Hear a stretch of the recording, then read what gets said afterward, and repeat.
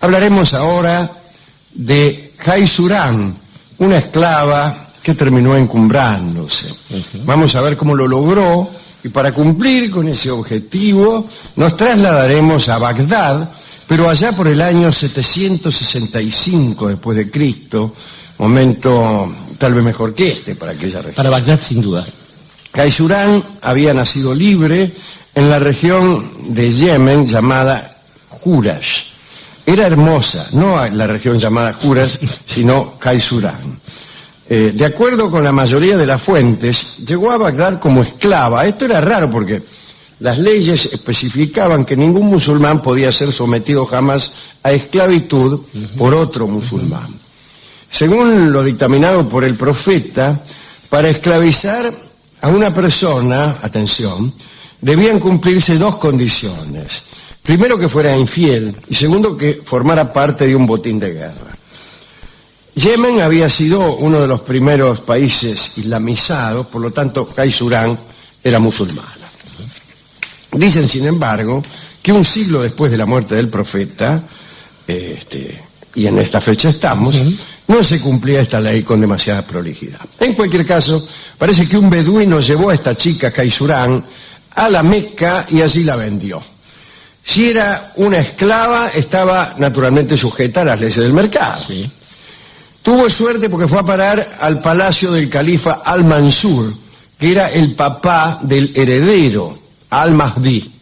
Al-Mahdi era, me parece recordar a mí, Al-Mansur, no Al-Mahdi. Al-Mansur era, me parece a mí, el primero que en tiempos no egipcios entró a la Gran Pirámide de Egipto. Fue el primero en descubrir un agujero, no muy oculto, pero tampoco no muy buscado. No, porque se iban retirando las capas superiores de la cobertura de la pirámide y merced a eso alguien se atrevió a avanzar, simplemente. Sí, bueno, está ahí en medio de una de las caras de las pirámides, una entrada muy chica por otra parte, que no hay gran cosa dentro de las pirámides. Bueno, el tipo llegó allí, empezó a buscar una entrada, la encontró, y es la que todo el mundo conoce ahora, ¿no? Pero además empezó a hacer lo que dice Dorio, empezó a retirar la piedra caliza, que antiguamente, al menos durante toda la antigüedad clásica, recubría la Gran Pirámide. Claro. Si usted va a la pirámide ahora, va a encontrar que es muy despareja, ¿no? Casi escalonada ahora. Sí, son unos escalones y unos escalones de gran tamaño, ¿no? Difíciles de subir para una vieja como uno. Bueno, antes estaba recubierta de una capa de piedra caliza, y Al-Mansur parece ser que fue el que empezó a sacarla. A lo mejor ya habían empezado, pero alguien empezó a sacarla. Sí. Yo creo que ya habían empezado porque la ciudad del Cairo, la primitiva ciudad del Cairo, Al-Kairus, la victoriosa, presentaba muchas construcciones que habían sido realizadas con piedra caliza sacada de la Gran Pirámide. No estaba, todavía no había en aquellos tiempos ni conservacionistas, ni museo egipcio, ni Gastón Máspero, ni conquistadores occidentales ni nada de eso, ¿no?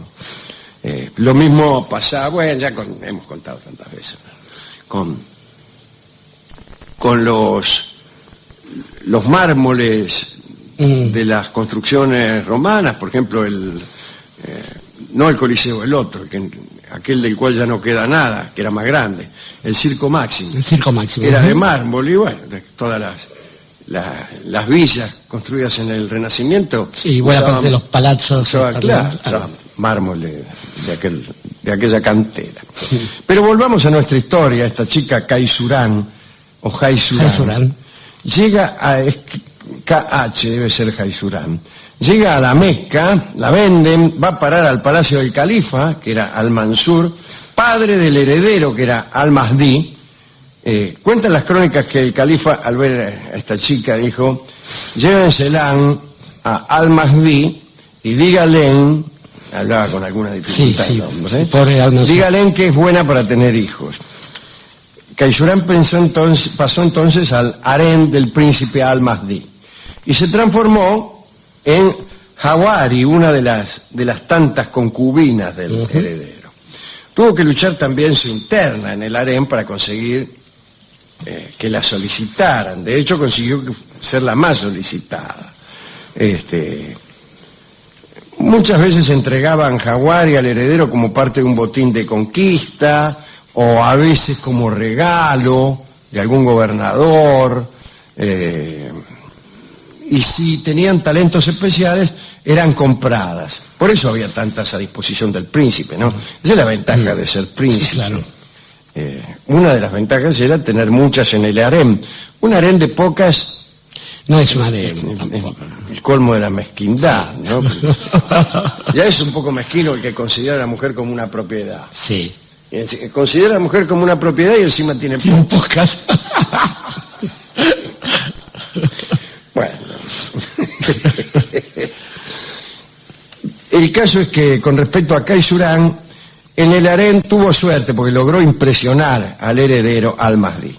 Y no solo fue la más visitada, sino la única que finalmente recibió los amores del heredero. Acá dice del heredero y después califa, que es más o menos lo mismo, porque califa quiere decir sucesor. Bueno, pero el comentarista quiso decir que al poco tiempo, en el año 775, Al-Mansur murió, el viejo, que hablaba mal. Y entonces el que era príncipe devino califa. Y además de eludir la competencia de las otras muchachas del harem, Caixurán consiguió que Al-Mahdi designara herederos a los hijos que tuvo con él y excluyera a lo de la llamada esposa aristocrática, que era su prima, la prima de Al-Mahdi, llamada Raita, princesa de ascendencia real. Así que Caixurán se encumbró, pasó de esclava que era, y miren dónde la tenemos. Sí. Caixurán tuvo dos hijos, uno fue Musa al-Hadi, y el otro muy conocido de este programa, que es Harún al-Rashid.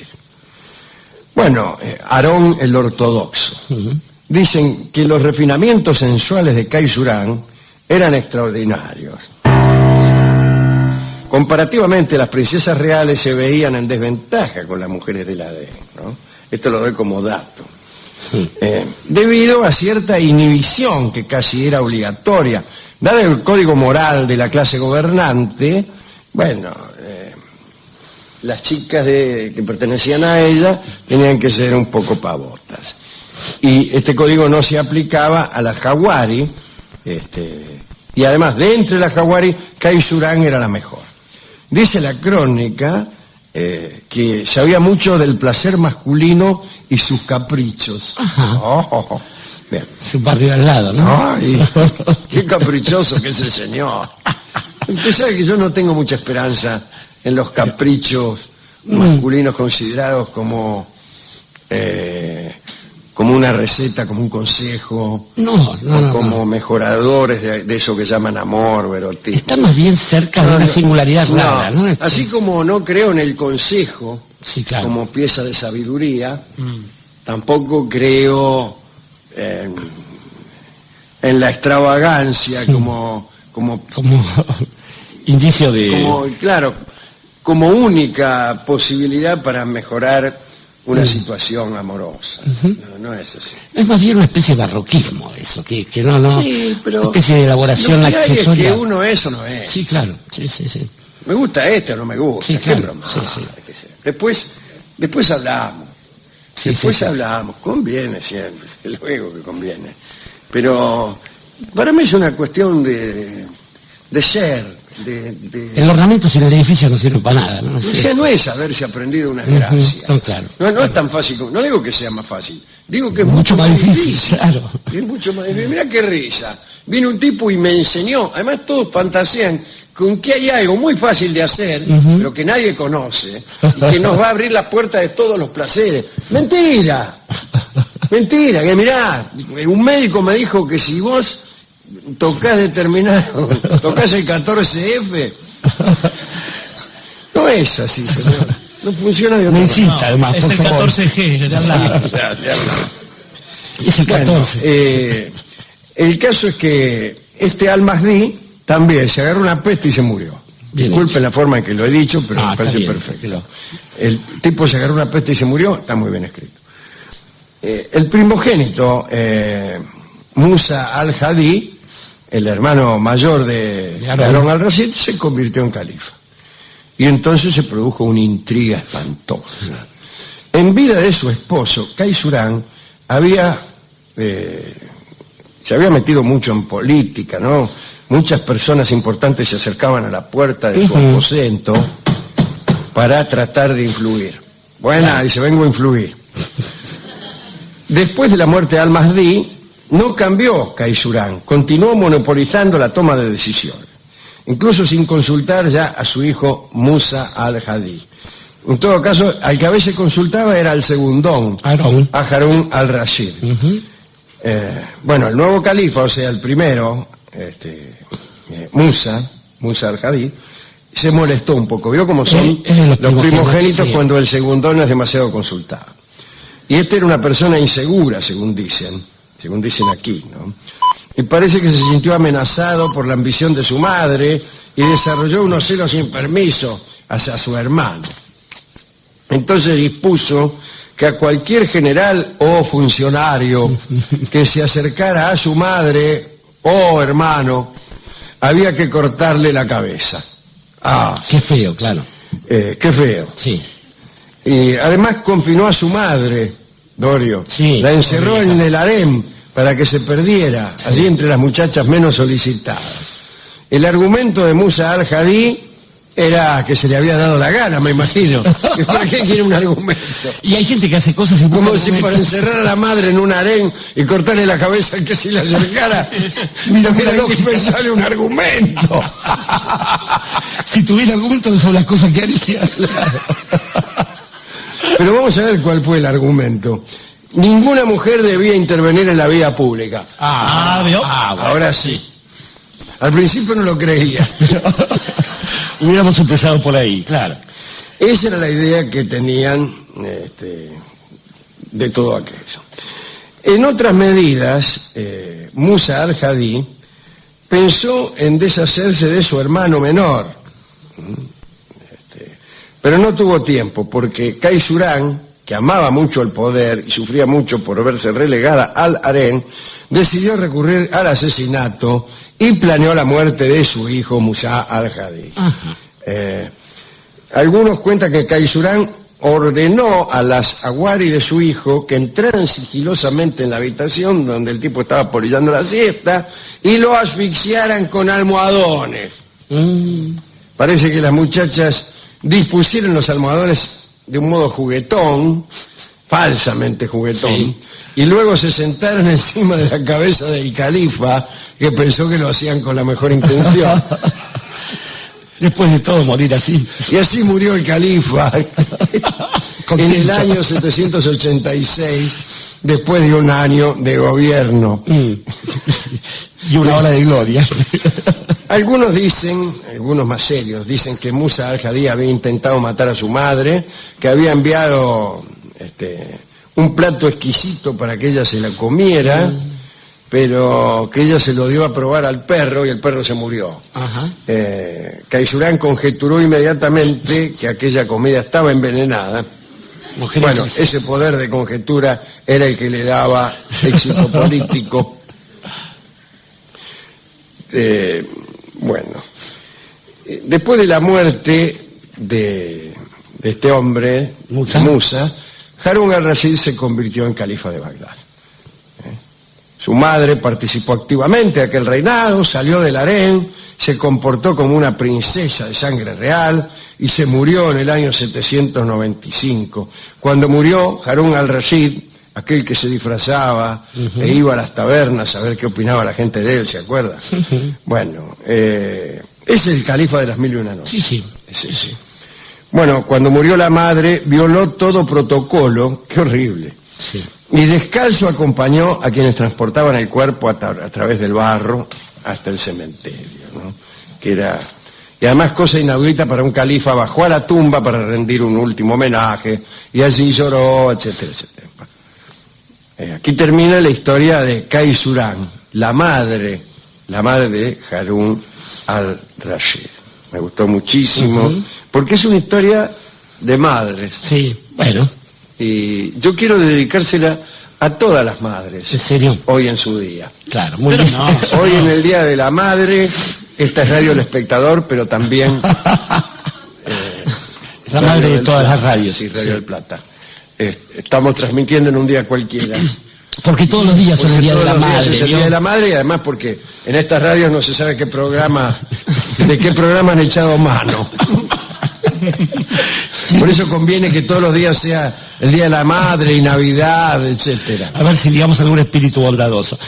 Estaba pensando, Alejandro, ¿sabes que tuve la fortuna de conocer la ciudad de Bagdad antes de que fuera de visita al ejército norteamericano por allí? Y es una ciudad, realmente era una ciudad maravillosa en la que todavía vive el espíritu de aquellas historias que en el mundo islámico son patrimonio justamente de las mujeres, los relatos nocturnos, y esto pasa tanto en las grandes ciudades como en los pequeños poblados, desde Siria hasta Yemen y desde Yemen hasta Bagdad, donde alrededor de una fogata se reúne la familia y son las mujeres las que relatan esto. Curiosamente, hay en Occidente una idea acerca del papel relegado de la mujer en el Islam. Y esto también es curioso porque lo que dicen aquellos musulmanes que siguen al pie de la letra las enseñanzas del Corán, en realidad la mujer tiene un papel privilegiado y las cosas que se toman en Occidente como en desmedro de la mujer son una preservación de ella. Y de hecho, este asunto del rostro cubierto y de la preservación en las habitaciones y en los patios interiores tiene que ver con esto, porque la mujer, si bien es cierto no tiene poderes sociales, tiene la potestad de educar a los hijos. Y parece, como demuestra esta historia, que en eso hay bastante sabiduría para quien pueda manejar estas cuestiones. Se parece demasiado, para mi gusto, esta historia, Alejandro, a algunas historias de la madre Roma, ¿no? Digo, de la madre Roma y de las madres en Roma también, que a un hijo de pronto lo descartan, a otro lo asesinan y a otro lo educan como para que gobierne. Pero estaba pensando en la curiosa suerte de Aarón, el tradicionalista, Harún al-Rashid, respecto de las mujeres, porque no le fue muy bien, según parece a él en algún momento de su historia amatoria, seguramente después de que su madre muriera, y siempre es a mitad de las décadas, ¿no? 765, lo de el primer califa, 775 muere, 785 asume el otro y 795 palma la vieja. Digo, después de esto es culminado a escuchar, digamos, por esa cuestión quizá que tiene que ver con la educación, los relatos de una señorita. No es aquel que está presente en los relatos de Sherazade y que va a ser como el lumen inspirador de las políticas de otro califa que a su vez va a tener problemas conyugales. Dice un poema de Lezama Lima que deseoso es el que huye de su madre. Tengo para mí que fuera de Harún al-Rashid, bueno hubiera sido ese consejo para otros. En todo caso, lo que se demuestra es que, así como algunos suponen que las mitologías del Río de la Plata son puramente locales, vemos que una mujer humilde llega al estadio mayor de su capacidad social, de su lugar social, cuando deja de ser ya la mujer más seductora, la mujer más bella, y se convierte sencillamente en la vieja. Y la vieja de Harún al-Rashid, es el nombre también de la chacarera que se ha compuesto en Bagdad. Sí, señor. En honor a esta señora. Los beduinos de Anta. Sí. Algún día manifestaré mi perplejidad acerca de la letra y música de esta chacarera, que alude en su letra a otra y dice que no es la verdadera. Ajá. Es curioso porque aludir a otra es darle entidad. Es admitirla como anterior. Sí, sí, sí. Es raro, ¿no? Pero si no es la verdadera, Claro. Puede haber una anterior, una copia anterior, al original. Eso ocurre muchas veces. Sí, no solamente en el arte, también en la política. Sí, sí. Adelante entonces. Estarán cantando esto los Nocheros de Anta, nada menos. Adelante.